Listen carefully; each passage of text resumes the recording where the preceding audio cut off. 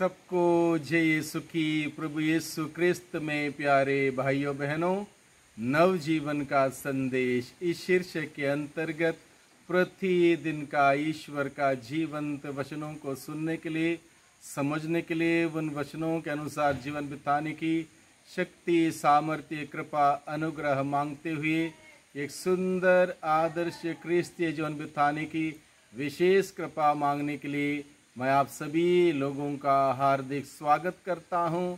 आज अगस्त की 30 तारीख है, शनिवार का दिन है और आज के दिन में मनन चिंतन करने के लिए हम सबों को विषय दिया है संत मत्ती के द्वारा रचित सुसमाचार अध्याय 16 पद संख्या 24 से 27 का प्रसंग है।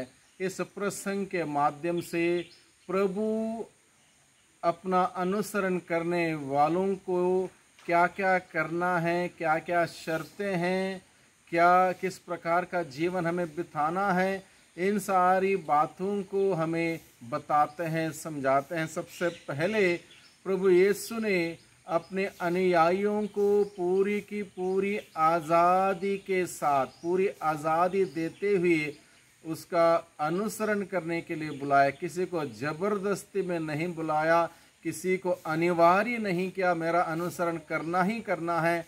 और प्रभु ने पूरी आज़ादी के साथ प्रभु का अनुसरण करने के लिए प्रभु ने बुलाया। इसलिए प्रभु ने कहा, जो मेरा अनुसरण करना चाहता है वह आत्मत्याग करें और अपना क्रूस उठा के मेरे पीछे हो लें। जो मेरा अनुसरण करना चाहता, यानी कि पूरी आज़ादी के साथ प्रभु ने निमंत्रण दिया। अगर मुझे प्रभु का अनुसरण करना है तो मुझे फैसला लेना होगा, मुझे निर्णय लेना होगा, मुझे डिसाइड करना होगा, मुझे प्रभु का अनुसरण करना है या नहीं करना। अगर करना है तब अपनी शर्तें प्रभु ने हमारे सामने रखी। हम सभी जानते हैं भाइयों बहनों, हम किसी अजनबी अनजान व्यक्ति का अनुसरण नहीं कर सकते। अगर मुझे प्रभु यीशु का अनुसरण करना हो तो मुझे यीशु को भली भांति जानना होगा, भली भांति समझना होगा, प्रभु का अनुभव हासिल करना होगा, प्रभु का प्रेम का अनुभव हासिल करना होगा। तब मुझे संभव होगा एक फैसला लेने के लिए, निर्णय लेने के लिए कि मुझे प्रभु का अनुसरण करना है। इसलिए प्रभु पूरी आज़ादी के साथ उसका अनुसरण करने के लिए प्रभु हमें बुलाता है। और प्रभु को हम कैसे जाने, कैसे अनुभव करें? उनके वचनों को पढ़ते हुए, प्रार्थना में बैठते हुए प्रभु को जानने का प्रयास करें, अनुभव करने का प्रयास करें। और तब जाके हम लोग एक उत्तम निर्णय लेते हुए प्रभु का अनुसरण कर पाएंगे। जब प्रभु का प्रेम का आभास होगा, अनुभव होगा, प्रभु का ज्ञान का ज्ञात होगा, तब जाके हम आत्मत्याग कर पाएंगे, क्रूस उठा के प्रभु के पीछे चल पाएंगे। अन्यथा प्रभु का जीवन आसानी का जीवन नहीं है।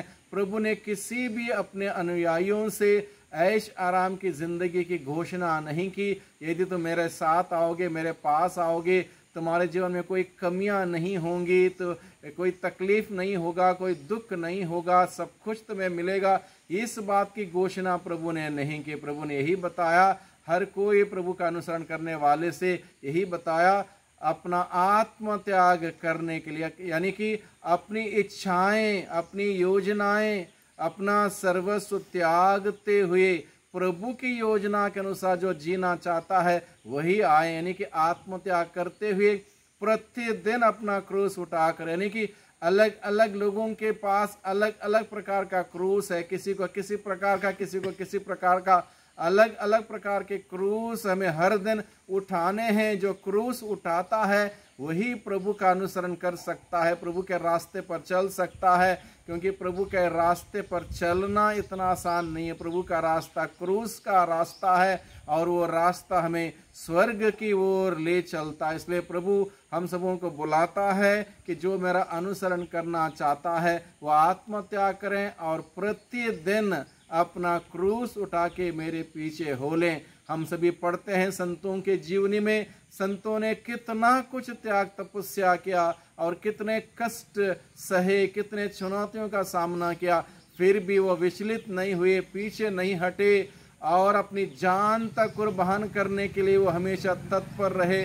तैयार रहे और अपनी जान कुर्बान करते हुए उन्होंने प्रभु का अनुसरण किया, प्रभु के सुसमाचार को फैलाया। और इसलिए हम सबों के सामने तमाम प्रकार के उदाहरण हैं। अगर मैं प्रभु से प्यार करता हूँ, प्यार इजहार करने का, व्यक्त करने के एक समय और संदर्भ है प्रभु के प्रति।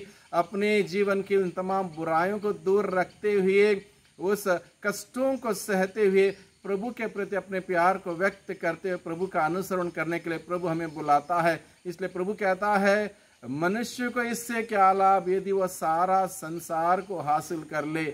मनुष्य को इससे क्या लाभ यदि वह सारे संसार को अपना ले, हासिल कर ले, अपने मुट्ठी में कर ले और अपनी आत्मा गवा दें। यानी कि प्रभु हम सबों को इसलिए बुलाता है ताकि हम अपनी आत्मा को बचाने के लिए, हमारे साथ जुड़े हुए लोगों की आत्मा को बचाने के लिए ऐसा जीवन व्यतीत करें, ऐसा कार्य करें जिससे कि इस दुनिया के जीवन के बाद हम स्वर्गीय सुख पाएं, हम अनंत जीवन पाएं, हम मुक्ति पाएं, उद्धार पाएं। इसलिए मनुष्य, प्रभु कहता, मनुष्य को इससे क्या लाभ यदि वह सारे संसार को अपना ले, हासिल कर ले, अपनी आत्मा गवा दे। इसलिए ऐसा कार्य हमारे जीवन से ना हो। अगर ऐसा होगा हमारा जीवन व्यर्थ हो जाएगा।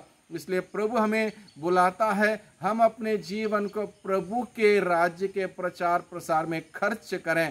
Let us spend our life for the kingdom of God। इसलिए प्रभु हमें बुलाता अपने जीवन को प्रभु के लिए खर्च करने के लिए। जो प्रभु के लिए स्पेंड करता अपने जीवन, वो हमेशा सुरक्षित रखेगा। जो सुरक्षित रखने का प्रयास करता है वह उसे खो देगा। प्रभु ने यही कहा। और प्रभु अंत में यही कहता है, जिसने भी जो कुछ भी किया प्रभु के लिए, प्रभु की सेवा में, प्रभु के राज्य के प्रचार प्रसार में, जो भी त्याग तपस्या किया, जो भी चुनौतियों का सामना किया, जो भी कष्ट उठाया, जो भी परेशानी उठाई, उन सबों को प्रभु पुरस्कृत करेगा। प्रभु ने यहाँ तक प्रभु ने कह डाला, यदि कोई व्यक्ति प्रभु यीशु के नाम से किसी को एक गिलास पानी भर भी पिला दे, वह व्यक्ति पुरस्कार से वंचित नहीं होगा, बल्कि उसको पुरस्कार मिलेगा। इसलिए प्रभु हम सबों को बुलाता है, भाइयों बहनों, उसका अनुसरण करने के लिए, प्रभु के प्यार में जीने के लिए, उस प्यार को दूसरों के साथ बांटने के लिए और एक सुंदर जीवन बिताते हुए इस धरती पर प्रभु में आनंदित रहकर जीवन बिताते हुए स्वर्ग राज्य का उस परम सुख में शामिल होने के लिए प्रभु हम सबों को बुलाता है। प्रभु के वचनों के लिए धन्यवाद दें। उनके वचनों के अनुसार त्याग तपस्या करते हुए, चुनौतियों का सामना करते हुए, अपना प्रतिदिन का क्रूस उठाते हुए प्रभु के पीछे चलने की कृपा, शक्ति, सामर्थ्य मांगें। वही प्रभु हमारी दुर्बलता में हमारी सहायता करें, हमारी मदद करें, अपनी आत्मा के द्वारा हमारी अगुवाई करें। सबको धन्यवाद, सबको जय यीशु की।